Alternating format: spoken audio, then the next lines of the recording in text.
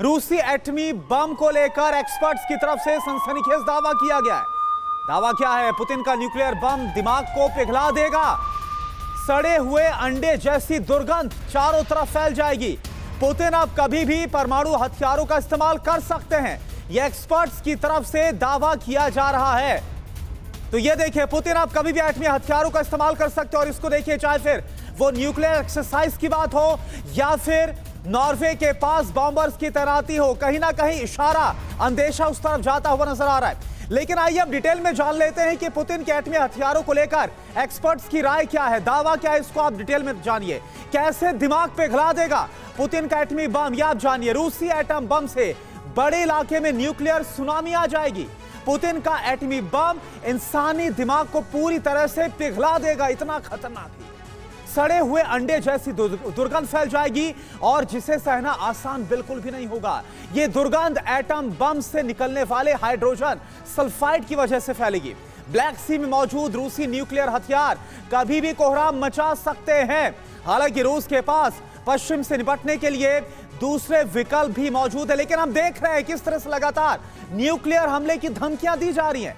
लेकिन युद्ध में यहां से आगे पुतिन न्यूक्लियर हथियारों का इस्तेमाल कर सकते हैं, जिसका अंदेशा लगातार जताया जा रहा है। बिजवान सर, आपसे मेरा सवाल है, पुतिन की तरफ से लगातार धमकियां देना, क्या अगर उस पर खतरा आता है, अगर नेटो या वेस्टर्न कंट्रीज नहीं थमते हैं, तो फिर न्यूक्लियर हमले को हम दरकिनार नहीं कर सकते? और अब एक्सपर्ट्स का यह दावा कितना रियलिटी में आपको लगता है?